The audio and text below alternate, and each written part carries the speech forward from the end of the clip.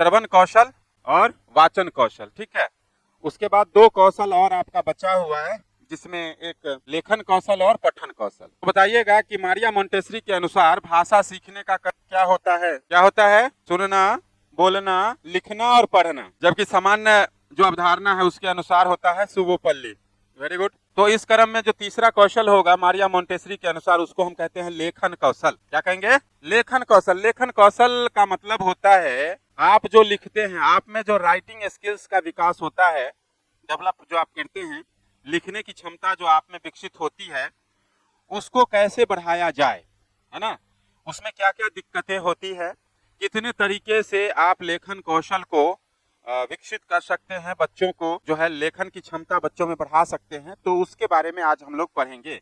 बहुत ही अच्छी बात यह है कि कहा जाता है कि आपकी जो लिखावट है ना, वो आपके व्यक्तित्व की पहचान होती है। कहिएगा कि लिखावट से व्यक्तित्व का क्या लेना देना है? बिल्कुल लेना देना है ना। कि आपकी अगर लिखावट है ना शुद्ध है, सुंदर है ना, तो निश्चित रूप से उसका प्रभाव आपके व्यक्तित्व पर पड़ता है। महात्मा गांधी खुद इस बारे में बोले थे कि मैं इस बात के लिए बहुत दुखी हूं कि मेरा जो है एक पक्ष कमजोर है, वो है मेरी लिखावट, है ना। उनकी लिखावट बहुत अच्छी नहीं थी, तो इस वजह से तो आप समझ सकते हैं कि लेखन कौशल का छात्र के जीवन में कितना व्यापक महत्व है। जब कभी आप कंपटीशन का एग्जाम देते हैं, हायर कंपटीशन जैसे यूपीएससी बीपीएससी देते हैं, तो वहां पे राइटिंग स्किल्स ही आपका जो है सिलेक्शन का आधार बनता है। जिस बच्चे का राइटिंग स्किल्स जितना बेहतर है, लिखने की क्षमता, उसका सिलेक्शन होने का संभावना उतना ही क्या होता है? अधिक होता है। हम लोग इस बात को गौर नहीं करते हैं बचपन में, और बच्चे को ऐसे तैसे पढ़ाना शुरू कर देते हैं। जबकि लैंग्वेज की अगर हम बात करें, भाषा की बात करें, तो इसमें लेखन क्षमता का बहुत व्यापक महत्व है। उन्हीं चीजों को, उन्हीं बिंदुओं पर आप लोग देखेंगे। तो लेखन कौशल को सुधारने के कई तरीके हैं। हालांकि इसमें से मुख्य तरीका 3 होता है, जिसमें सबसे पहला होता है सुलेख। सुलेख जिसको हम कहते हैं सुंदर लेख, कहेंगे सुंदर लेख, ठीक है। कि वर्णों, सुंदर लेख का मतलब किस मायने में सुंदर होना चाहिए, ये है ना। सुंदर जो है कई मायनों में इसको होना पड़ेगा आपको। जैसे कि आप मान लीजिए कि कोई लिखा हुआ है ना, वर्ण लिखते हैं आप, शब्द लिखते हैं आप, ठीक है। तो वर्ण और शब्द लिखने का जो तरीका है वो आपका सही होना चाहिए। खास करके आपको ध्यान रखना पड़ेगा मात्रा के बारे में, कि जो वर्ण आप लिख रहे हैं उसमें मात्राओं का जो प्रयोग आप कर रहे हैं वो सही तरीके से करिए। जैसे यहाँ पे क लिखा हुआ है, अगर आपको इसमें मात्रा लगाना पड़े, जैसे का लिखना है, क्वाकर का, है ना, क्वाकर का लिखना है, तो ये जो आकार आप लगाइएगा इसका साइज आपको ध्यान में रखना पड़ेगा कहाँ तक लगाना है। अगर ज्यादा बड़ा कर दीजिएगा तो वो भी देखने में ठीक नहीं लगेगा। तो जैसे अल्फाबेट आप लिखते हैं, तो अल्फाबेट में 4 लाइन वाली कॉपी होती है। किस लेटर को किस लाइन तक रखना है ये आपको ध्यान में रखना है। अगर इसी ए को हम यहाँ पे लिख दें इस तरीके से, तो ये सही होगा क्या? ये जो है क्या हो जाएगा हमारा, ये हमारा क्या हो जाएगा, ये हमारा सही होगा, और ये हमारा क्या हो जाएगा, गलत हो जाएगा। ये हमारा क्या हो जाएगा, इस तरह से लिखेंगे तो गलत हो जाएगा, इसको इस तरीके से लिखना पड़ेगा, है ना। तो इस तरीके से बच्चों को हम लिखना सिखाते हैं, इसी को हम क्या कहेंगे, सुलेख कहेंगे, ठीक है। समझ गए बात को? अब आगे देखिएगा, सुलेख की पहली विशेषता ये है। दूसरी विशेषता है कि लिखावट का झुकाव कैसा होना चाहिए। आप जो लिखते हैं, है ना, कोई भी फॉन्ट जो आप देखते हैं, स्क्रिप्ट जो देखते हैं, वो कई तरीके से लिखा जाता है, लेकिन जो सुंदर लिखावट होता है वह सीधा होना चाहिए, 90 डिग्री पे होना चाहिए, है ना, सीधा होना चाहिए। जैसे ये लिखा हुआ है, ये कट किया हुआ है, 45 डिग्री पे झुका हुआ है, तो ये आपका गलत हो जाएगा, गलत हो जाएगा। आप जैसे ये लिखा हुआ है, ठीक है, तो इस तरीके से आपको सीधा सीधा लिखना चाहिए, बच्चों को लिखना सिखाना चाहिए। नहीं, कर्सिव फिर अलग चीज हो गया। कर्सिव तो टेढ़ा लिखा ही जाता है, नहीं, उसका तो तरीका ही है कि उसको तो 45 पे लिखना ही पड़ता है, तो वो कर्सिव का अलग हो गया। लेकिन सिंपल जब आप लिखते हैं, फॉन्ट जो आपका होगा वो 90 डिग्री पे ही होना चाहिए, है ना। तो इन बातों का ख्याल रखना पड़ता है, किसमें, सुलेख में। सुलेख में दूसरी विशेषता ये है। इसके बाद तीसरी विशेषता क्या है कि जब भी आप बच्चों को सुलेख करवाते हैं तो वहां पे आपको शिरोरेखा का प्रयोग जो है वो सही तरीके से करवाना पड़ेगा। शिरोरेखा क्या होता है? जिसको आप माथा कहते हैं, नहीं कहते हैं, कोई भी आप लिखते हैं, जैसे यहाँ पे आपको लिखा हुआ है वह एक सुंदर लड़की है, ये लिखा हुआ है, तो यहाँ पे क्या है देखिएगा, वह तो सही लिखा हुआ है, लेकिन एक जो लिखा हुआ है इसमें जो है आपका ए पर नहीं दिया हुआ है, शिरोरेखा नहीं है, क पे है, तो ये गलत हो जाएगा। इसमें तीनों वर्ण में किसी पे नहीं है, ये भी गलत है। इसमें 2 पे नहीं है, 1 पे है, फिर भी ये क्या हो गया? गलत हो गया। तो इसमें से सही केवल और केवल यही है ना? तो इस तरीके से इसी को हम क्या कहते हैं? शिरोरेखा का प्रयोग। ठीक है। अब जैसे बच्चे को प्रैक्टिस कराया जाता है तो उसके लिए अलग अलग विषयों की अलग अलग कॉपी होती है। जैसे अगर हिंदी की कॉपी है, अगर मैथ की कॉपी है स्क्वायर वाली, है ना, इंग्लिश की कॉपी है, तो सबका तो अलग अलग तरीका है। अगर हिंदी की कॉपी मान लीजिए बच्चा उस पे सुलेख लिख रहा है, तो ये लिखना कहाँ से शुरू करेगा? क्या वो यहाँ पे जो है शिरोरेखा देगा, या यहाँ पे देगा, या इसके नीचे से लिखेगा? तो ये ध्यान देना होगा। बहुत बच्चा क्या करता है कि इस तरह से लाइन खींचा हुआ है ना, और ये कॉपी हिंदी की है तो यहाँ से लिखना शुरू कर देगा कि वह इस तरह से बाजार जाता है ना, वह बाजार जाता है। ये लिखने का तरीका सही है? गलत है। ये तरीका जो है आपका लिखने का बिल्कुल भी नहीं है, ये गलत तरीका है। सही तरीका क्या है? यहाँ पे होगा कि वह बाजार ऊपर में नहीं जाता है। ठीक है। तो ये यही प्रयोग जो हम लोग करते हैं इसी को क्या कहते हैं? शिरोरेखा का सही प्रयोग आपको करना पड़ेगा, तब उसका जो सुलेख होगा वो अच्छा होगा। क्या तीसरी बातें जो है वो आपको देखने वाली है कि सुलेख में और क्या क्या खास बातें होनी चाहिए। ठीक है। तो जैसे कि मात्राओं का जो योग करता है, मात्राओं को जो जोड़ता है शब्द को बनाने में, उसमें खास करके बच्चे बहुत गलती करते हैं, है ना। जैसे मान के चलिए कि ज्यादातर गलती किसमें होता है? जैसे आप हर्ष दीर्घ या छोटी या बड़ी यू लिखते हैं, छोटी ऊ या बड़ी ऊ या हर्ष ऊ दीर्घ ऊ जो लिखते हैं, तो यहाँ पे बच्चा कंफ्यूज रहता है। जैसे ईख लिखना, ईख यहाँ भी लिखा हुआ है, यहाँ भी लिखा हुआ है। ऊन लिखना है, ऊन यहाँ भी है, यहाँ भी है। इकाई लिखते हैं हम लोग, इकाई यहाँ भी है, यहाँ भी है, लेकिन सही नहीं है ना। ये वाला गलत है, नीचे वाला सही है, ये वाला गलत है, ये वाला सही है, ये गलत है, ये वाला सही है। तो यहाँ पे जो बच्चे गलती करते हैं उस चीज को आपको इसमें देखना पड़ेगा, सीखना पड़ेगा। ठीक है। तो ये बातें समझ रहे हैं? ये क्या होता है? मात्राओं का योग। समझ गए?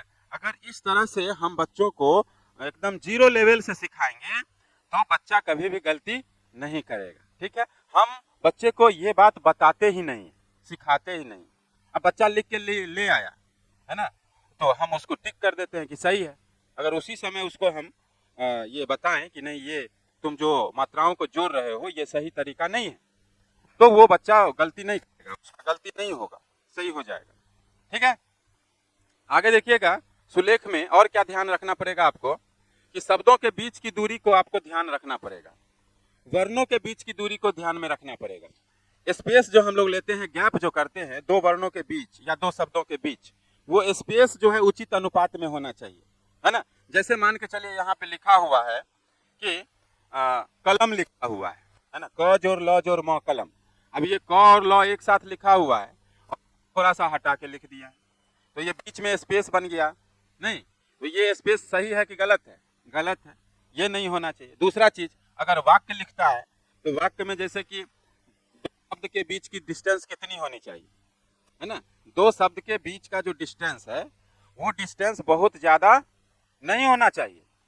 ये डिस्टेंस का अनुपात जो है ये सही है, लेकिन ये जो डिस्टेंस है हमारा, इसका अनुपात सही नहीं है। तो ये तो हमारा सही है, लेकिन ये हमारा क्या है? गलत है। तो ये इन सब छोटी छोटी बिंदुओं पर अगर आप ध्यान दीजिएगा तो निश्चित रूप से बच्चे का जो सुलेख है वो अच्छा हो जाएगा। क्या ये सब? अब जैसे कि आपको कहेगा कि लेखन कौशल के विकास में मुख्य भूमिका सुलेख में कौन कौन निभाते हैं, तो ये सब जो बता रहे हैं यही सब ऑप्शन में रहेगा। ठीक है, यही सब, तो इसको ध्यान में आपको रखना पड़ेगा, है ना। आगे देखिएगा, सुलेख में और क्या ध्यान आपको रखना पड़ेगा। ठीक है, क्या बोले? क्वेश्चन आएगा कि सुलेख करवाने के लिए कौन कौन सी जो है कौन कौन से उपाय किए जा सकते हैं, या सुलेख विकसित करने में कौन किन किन कारकों की मुख्य भूमिका होती है। उसमें से ये जितना ये पांचवा है ना, इससे पहले चार बताए हैं, तो वो सब मुख्य भूमिका निभाती है किसी भी बच्चे के सुलेख को सुधारने के लिए, विकसित करने के लिए। ठीक है, आपको जैसे आप बच्चों को कहते हैं कि लिखना लिख के घर से लाओ, बच्चा ये लिखना लिख के ले जाता है, तो आप क्या करते हैं कि ऊपर में एक लाइन लिख देते हैं, है ना, Patna is the capital of India, Bihar, Patna is the capital of Bihar. अब बच्चा को एक लाइन लिख दिया, अब बच्चा क्या करता है, क्योंकि उसको खेलना भी है, बाहर में मस्ती भी करना है ना, बहुत काम उसको रहता है ना, तो वो क्या काम करेगा कि एक लाइन जो आप लिख दिए हैं ऊपर में, राम घर जाता है, वो फटाफट जो है लिखना शुरू कर देगा, राम राम ऐसे लिख देगा पूरा नीचे तक, फिर ऐसे ऐसे कर देगा, हाँ पहुंचा देगा। और ये जो डिस्टेंस है ना, इस डिस्टेंस को वो भूल जाता है कि किस तरीके से हमको काम करना है, वो अपना काम जल्दी जल्दी खत्म करके खेलने के लिए चला जाए। यही आदत जो है बच्चों का, यही कारण है कि बच्चों का सुलेख खराब हो जाता है, अच्छा नहीं हो पाता, तो उसको आपको ध्यान देना पड़ेगा, है ना। और आप क्या कर सकते हैं सुलेख सुधारने के लिए बच्चों का, कि जैसे कि हाशिया का प्रयोग उचित रूप से आपको करवाना पड़ेगा। जैसे A4 साइज का पेज है, हाशिया का मतलब क्या होता है, चौथाई भाग को क्या करना है, छोड़ना रहता है, उसके बाद लिखना रहता है। जैसे ये A4 का साइज है, इसको अगर हम 4 फोल्ड में मोड़ देते हैं, 1 2 3 4, है ना, तो इस वाला जो भाग है ये क्या रहेगा, पूरा खाली रहेगा, और इस साइड में क्या करना होगा, लिखेंगे। लेकिन बच्चा को ये पता नहीं होता है, बच्चा यहीं से लिखना शुरू कर देगा, कब कहाँ से लिखना शुरू कर देगा, तो इसका एक लाइन सीधा ये नहीं बनेगा। एग्जाम हॉल में जबकि हम लोग 4 फोल्ड कर देते हैं, 4 पार्ट में, फिर लिखना शुरू करते हैं, तो ये चीज बच्चों को भी आपको सिखाना होगा। जैसे कोई आवेदन लिखता है, तो आवेदन लिखने का तरीका होता है, सेवा में लिखा हुआ है, अब ऐसा नहीं है कि यहीं से लिखना शुरू कर देगा, इसको जहां से कॉमा खत्म हुआ है यहां से लिखना पड़ेगा, है ना, तो यहाँ से फिर सब्जेक्ट हम देते हैं कुछ भी, फिर यहाँ से हम इसका जो खत्म होगा यहाँ से लिखना शुरू करेंगे, फिर जब ये लास्ट होगा फिर यहाँ से हम खत्म करेंगे और यहाँ से लिखेंगे, फिर नीचे पार्ट में जब आएंगे तो इसको 2 पार्ट में बांटेंगे, इधर और इधर, है ना। तो ये सब सिस्टम सिखाना पड़ता है बच्चों को, तब उसका जो राइटिंग है वो अच्छी हो पाती है। इन्हीं बिंदुओं पर अगर हम ध्यान नहीं देंगे तो बच्चे का सुलेख नहीं हो पाता है। और एक सबसे बड़ी बात क्या है कि लेख को समुचित अनुच्छेदों में विभक्त करना पड़ता है, कि आप जो भी चीज लिख रहे हैं उसमें अलग अलग विचारों को एक साथ जोड़कर लिखते हैं, अलग अलग विचारों को एक साथ जोड़कर आप लिखते हैं। आपको बोला गया कि चलिए आपको एक लेख लिखना है दुर्गा पूजा पर, ठीक है, तो आपके मन में जो जो विचार आ रहा है उसको आप लिखना शुरू कर दिए, तो एक तरह का जो विचार है उसको एक पैराग्राफ में लिखे, फिर विचार आपका चेंज हुआ तो पैराग्राफ क्या करना पड़ेगा, चेंज करके शुरू करना पड़ेगा नए तथ्य को लाने के लिए। तो ये चीज बच्चों को सिखाना पड़ेगा कि जब कभी भी नए विचार या नया तथ्य आप लिखते हैं तो आपको पैराग्राफ को क्या करना पड़ेगा, चेंज करना पड़ेगा। बहुत बच्चे गलती क्या करते हैं कि कहते हैं कितने शब्द में लिखना है, तो कहेगा 500 शब्द में, तो 500 शब्द में लिखना है या कितने पंक्ति में लिखना है, तो कहेगा 20 पंक्ति में लिखो। तो क्या करेगा, 20 पंक्ति को 5-5 पंक्ति बना लेगा, हर 5 चौक 20 होता है, 5-5 पंक्ति पर पैराग्राफ क्या करेगा, चेंज कर देगा। लेकिन पंक्ति के आधार पे अथवा शब्द के आधार पे जो बच्चे पैराग्राफ चेंज करते हैं, वो चेंज करने का तरीका सही है या गलत है, बिल्कुल गलत है। न तो शब्द के आधार पे आपको पैराग्राफ चेंज करना है और न पंक्ति के आधार पे पैराग्राफ को, अनुच्छेद को चेंज करना है। किसके आधार पे चेंज करना है, तो नए विचार और नए तथ्यों से पहले आपको जो है उन चीजों को बदलना है। तो ये बातें आपको बतानी पड़ेगी, है ना। चलिए, तो ये था हमारा कि सुलेख को किस तरह से आप बेहतर कर सकते हैं, उसके कौन कौन से उपाय हैं, जिसमें 7 तरीके का चर्चा हमने किया। इसके अलावे जो हम लोग लेखन कौशल में पढ़ते हैं कि लेखन कौशल जो है हमारी में दूसरा नाम आता है जिसको हम लोग कहते हैं अनुलेख। क्या कहते हैं, अनुलेख। अनुलेख का मतलब होता है कि कोई भी लेखन, कोई भी आदर्श लेखन जो पहले से किया हुआ है उसका हूबहू अनुकरण करना, उसका हूबहू अनुकरण करना, कि पहले जो है अच्छा कोई लिख देते हैं शिक्षक और उसी का देख करके जस का तस बच्चा अनुकरण करता है, नीचे लिखता है ना। तो जैसे लिखना लिखना, नहीं, लिखना जो हम लोग बच्चों को लिख करके बोलते हैं लाने के लिए घर से, तो वो किसका उदाहरण है? अनुलेख का। वो किसका उदाहरण है? अनुलेख का। ठीक है। अब हम लोग क्या करते हैं, आजकल सिस्टम थोड़ा सा चेंज हुआ है और इसमें क्या करते हैं कि बच्चे जो हैं अब स्लेट का प्रयोग कम करते हैं, अब कॉपी पर पेंसिल से लिखना शुरू करते हैं। तो सबसे पहली गलती तो वही होती है कि बच्चे को स्लेट का प्रयोग करना चाहिए, कॉपी का नहीं। शुरुआत में, स्टार्टिंग में, बिगिनिंग में जब बच्चा शुरू करता है लिखना, तो कॉपी बच्चे को नहीं देना चाहिए, स्लेट का प्रयोग करना चाहिए। और वो स्लेट भी कैसा हो? आजकल डिजिटल स्लेट एगो आ गया है, लिखो और मिटाओ, बटन दबाओ मिट जाता है। वो तो दुश्मन है बच्चा का, वो मत दीजिए किसी बच्चे को। वो स्लेट नहीं, स्लेट रुखरा होना चाहिए, खुरदुरा होना चाहिए। ठीक है, जिसमें घर्षण हो, फ्रिक्शन हो, जो फिसलने वाला स्लेट नहीं हो।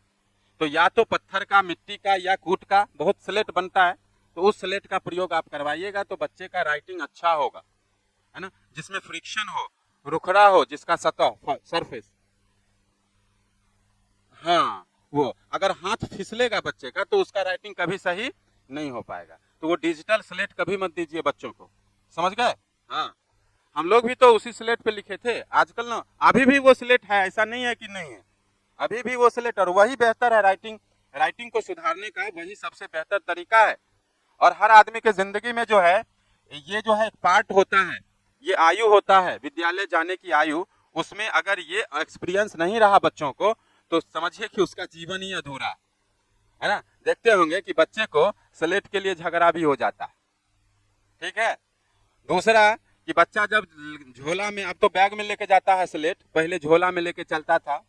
ठीक है, तो घर से चलता था ना, तो रास्ते में वो जो या तो पेंसिल या चौक से लिखता है, तो पहले से व्यवस्था करके पेंसिल और चौक रखता है कि इससे लिखेंगे।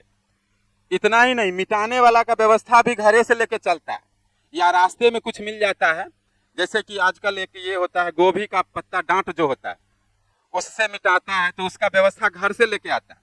या आप देखते होंगे एक जंगल होता है भंगरैया जिसको कहते हैं, वो भी जो है रास्ते में कहीं मिलता है उसको उठा लेता है। अब यही नहीं, इस पूरा एकदम जमा स्टॉक करके रखता है। अब विद्यालय में अगर कोई बच्चा मान लो लेके नहीं आया, तो वो उस बच्चा को कहते, रिक्वेस्ट करता है कि आज तुम हमको दे दो पैसा, कल तुमको हम दे देंगे। ठीक है, बच्चा, छोटा बच्चा सब कहता है हमको भी दो, आज हम भूल गए नहीं लाए, कल हम तुमको दे देंगे। ये सब एक्सपीरियंसेस है, ये सब अच्छा होता है, उसके विकास में सहायक होता है। अगर इस चीज को हम बच्चे को छीन लेंगे, ये इन चीजों को, गुणों को, तो उसका विकास अपूर्ण रह जाएगा, है ना। ये जरूरी चीजें होती है, अहम चीजें होती है विकास, समझ गए? तो इसको हम लोग क्या कहेंगे? अनुलेख कहते हैं, है ना। अब आगे हम लोग देखते हैं कि दूसरा है श्रुतिलेख। श्रुतिलेख, श्रुति का मतलब होता है सुनना, श्रुति का मतलब होता है सुनना। जैसे पहले वेद जो था ना, वेद को भी श्रुति कहा जाता था, इसीलिए क्योंकि यह सुनकर जो है, हाँ, याद किया जाता था, सुनकर याद किया जाता था, इसलिए वेद को भी श्रुति कहते हैं। तो श्रुति का मतलब होता है सुनना। तो इसमें क्या होता है? सुनकर लिखना, डिक्टेशन इसको इंग्लिश में कहते हैं। जैसे शिक्षक जो है बोलते हैं और बच्चे उसको सुनकर लिखते हैं, है ना। तो इससे फायदा क्या होता है कि श्रुति लेख करवाने से बच्चे का राइटिंग स्किल्स कैसे डेवलप होगा। इसका राइटिंग स्किल्स का क्या लेना देना है? श्रुति लेख का बिल्कुल लेना देना है कि जैसे शिक्षक बोल रहे हैं और बच्चा लिख रहा है, तो शुद्ध लिखने का जो है उसमें क्षमता का विकास होता है, लेखन में शुद्धता आती है। जैसे यहाँ पर आप जाते हैं कभी हाट में या बाजार में कोई सामान खरीदने के लिए, जैसे आप एक बिस्किट खरीदते हैं, दुकानदार से पूछते हैं कि ये बिस्किट कितना का है। दुकानदार बोला कि 30 रुपया का है, आप उसको 20 रुपया निकाल के दे देते हैं। तो दुकानदार बोलता है कि तो आप जो है 10 रुपया कम दे रहे हैं। आप बोलते हैं कि नहीं आप तो बोले थे 20 रुपया। तो बोलेगा नहीं हम 30 बोले थे।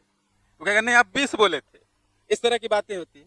अर्थात इस तरह से कंफ्यूजन बच्चों में होता है, तो बच्चा को भी सुनने में दिक्कत होता है।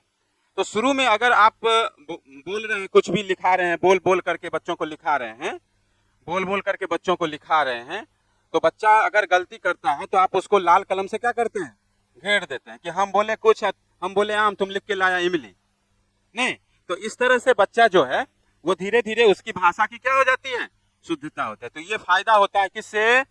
ऑप्शन रहेगा कि भाषा की शुद्धता में मुख्य भूमिका निभाती है। ऑप्शन 1 सुलेख, ऑप्शन 2 अनुलेख, ऑप्शन 3 श्रुति लेख, आंसर हो जाएगा श्रुति लेख। ठीक है, तो इस तरीके से आपको ये चीज देखना पड़ेगा। ठीक है, अब देखिएगा कि श्रुति लेख से और क्या फायदा होता है कि बच्चे का ध्यान केंद्रण ज्यादा होता है, बच्चा अटेंटिव रहता है, बच्चे में एकाग्रता का विकास होता है, बच्चा जो है गौर से आपकी बात को सुनेगा, कि कहीं गलती हो जाएगा तो फिर हमको जो है डांट पड़ने वाली है, कि सर जी कहते हैं कि बोलते हैं आम लिख देता इमली।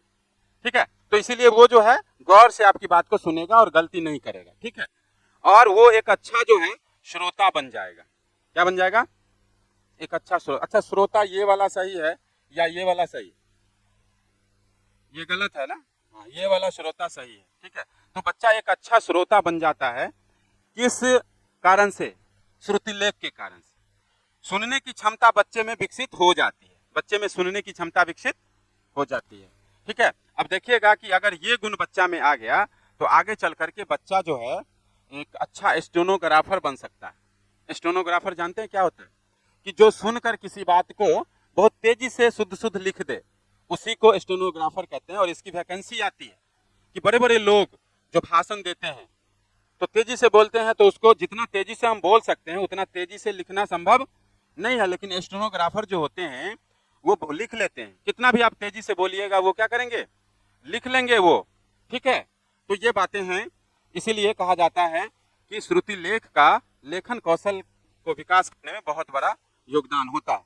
ठीक है, अब जैसे स्टेनोग्राफर लिखते कैसे हैं? तो ये अंक वर्णों को प्रतीक के रूप में लिखते हैं। वर्णों को किसके रूप में लिखते हैं? प्रतीक के रूप में लिखते हैं। ठीक है, जैसे प्रधानमंत्री कल पटना आएंगे, प्रधानमंत्री कल पटना आएंगे, ये एक लाइन है। अब इसको स्टेनोग्राफर क्या लिखेगा? तो जैसे पटना लिखा हुआ है तो पटना के लिए ये सिंबल बना लेता है ना, इस तरह से गोल, कैपिटल है ना, हाँ, प्रधानमंत्री के लिए जो है इस तरह का ये सिंबल बना लेगा। ठीक है, हाँ, इस तरह का सिंबल बना लेगा। ठीक है, हाँ, और जैसे आज कल परसों, इसका तरीका है लाइन खींच देगा, है ना, और आएंगे का मतलब इस तरह से कुछ सीधा लाइन कर देगा। तो इस तरीके से अगर लिख दिया है ना, इस तरीके से प्रधानमंत्री कल पटना आएंगे। ठीक है, ये एक कोड हो गया, ये लाइन ही लिखता है और ये भाषा केवल उसी को पता है कि ये क्या लिखा हुआ, बना लेता है। हाँ, सब अलग अलग नहीं, सबका एक ही होता है। तो स्टेनोग्राफर का कोर्स होता है, इसकी पढ़ाई होती है। हाँ, वही तो है, वही है ना। तो वो प्रतीक के रूप में वर्णों को लिखता है, शब्दों को प्रतीक के रूप में लिखता है। तो इससे उसका स्पीड क्या होता है? बढ़ जाता है। तो ये सब विकास हो सकता है सुलेख में, अनुलेख में या श्रुति लेख में। श्रुति लेख में, समझ गए? हाँ, अब देखिएगा कि लेखन कौशल यदि आप बच्चों को सुधार रहे हैं तो लेखन कौशल विकसित करने का उद्देश्य क्या है? क्यों आप बच्चों में लेखन कौशल विकसित करना चाहते हैं? इसके कुछ स्पेसिफिक जो है कैरेक्टरिस्टिक है। जैसे कि आपको लेखन का उद्देश्य क्या है? सबसे पहला है कि वर्णों को सही तरीके से लिखना, कि जो भी आपका स्वर है या व्यंजन है या मात्रा है उसको सही तरीके से एडजस्ट आपको करना होता है। दूसरा उद्देश्य है लेखन कौशल विकसित करने का कि उसकी लिखावट कैसी होगी?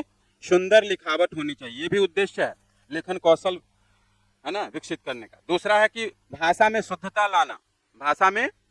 लाना। उसके बाद है वाक्य रचना के नियम को समझना, कि सेंटेंस फॉर्मेशन कैसे होता है उसको वह समझेगा। ठीक है, हाँ, वाक्य संरचना कैसे करते हैं हम लोग, कैसे कर्ता क्रिया कर्म को हम लोग सब्जेक्ट वर्ब एग्रीमेंट ऑब्जेक्ट को एडजस्ट करते हैं, तो ये सब बच्चा सीखेगा लेखन कौशल से। और वह अपने विचारों को तार्किक क्रम में प्रस्तुत करता है। इससे बच्चे का जो आंसर होता है, जो जवाब होता है, वह प्रभावशाली हो सकता है और वह आगे चल करके जो भी यूपीएससी बीपीएससी का एग्जाम देगा उसमें उसका मेंस अच्छा वो लिख सकता है, जिसमें राइटिंग स्किल्स है, क्योंकि वहाँ ऑब्जेक्टिव एग्जाम नहीं होता है, सब्जेक्टिव एग्जाम होता है। तो जिसमें राइटिंग स्किल्स डेवलप रहेंगे वही तो वो एग्जाम फेस कर पाएगा, है ना। इसलिए हम लोग बच्चों में लेखन कौशल का विकास शुरू से करवाते हैं। और क्या है कि व्यक्तिगत अनुभवों का उपयोग और प्रयोग करना वो सीख जाता है लेखन कौशल के विकास होने से। और बच्चे को लिपि का ज्ञान हो जाता है, विभिन्न प्रकार की जो लिपियां हैं उसमें वो बच्चा, जैसे कि आपको इंग्लिश में लिखता है, इंग्लिश किस लिपि में लिखी जाती है? रोमन में। और हिंदी देवनागरी लिपि में। तो विभिन्न प्रकार के लिपियों की विशेषताओं से बच्चा लेखन कौशल के माध्यम से अवगत होता है। तो ये सब कुछ उद्देश्य थे लेखन कौशल के। आज हम लोगों ने लेखन कौशल को कंप्लीट किया और हम लोग जो है अब नेक्स्ट डे जो है हमारा एक कौशल और बचा हुआ है, शायद पठन कौशल ना, उस पर हम लोग काम करेंगे। ठीक है, इसका जो भी होगा वो नोट्स जो है वो आपको मिलेगा। आप हाँ, इसको अभी बना कर हम भेजते हैं। ठीक है, आज रहने देते हैं। Okay, thank you.